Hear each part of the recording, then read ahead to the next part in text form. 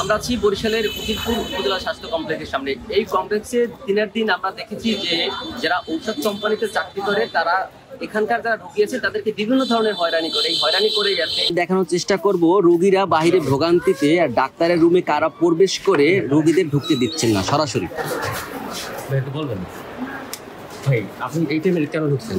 ভাই আমরা কথা বলতে, ভাই একটু কথা বলেন ভাই। ভাই আপনার পরিচয় কি? ভাই আপনার পরিচয় কি? ভাই আপনার পরিচয় প্লিজ একটু বলতেন, যদি একটু বলতেন আমি ঠিক ঠিক করবো। বলবেন না? ঠিক আছে।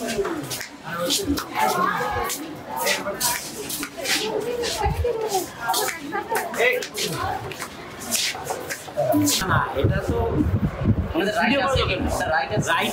হয়রানি করার জন্য তাদেরকে যে ব্যবস্থা নেওয়া দরকার সেটি কিন্তু আমরা দেখতে পাচ্ছি না। আমরা কথা বলবো এখানকার যারা ঔষধ কোম্পানিতে চাকরি করে এবং যখন ডাক্তার ডিউটি অবস্থায় সেখানে গিয়ে তারা কি কথা বলে এবং কোন পর্যায়ে এই হাসপাতালটি আছে সেটা আমি দেখানোর চেষ্টা করি।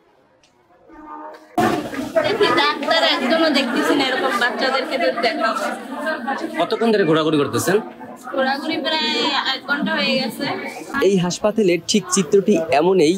রোগীরা অনেক ভোগান্তির মধ্যে বাইরে দাঁড়িয়ে থাকেন, কিন্তু ডাক্তাররা তাদেরকে সময় না দিয়ে ঔষধ কোম্পানির সাথে বেশি যোগাযোগ করে এবং ভিতরে বেশি তাদের প্রবেশ করতে আমরা লক্ষ্য করেছি। যদি আমরা কথা বলি, ডাক্তার দেখাতে পারেন নাই। এখানকার যারা আছেন আমরা দেখেছি যে তারা বিভিন্ন ধরনের হয়রানি হয়েছেন। এই জায়গায় ঔষধ নিতে 7-8 মাস ধরে কোনো ঔষধ পাইতে আসেনি।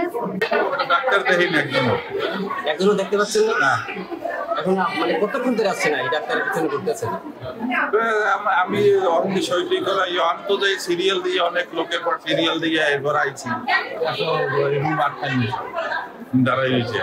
বরিশালের উজিরপুর উপজেলা স্বাস্থ্য কমপ্লেক্স থেকে এই ছিল আমার কাছে সর্বশেষ তথ্য।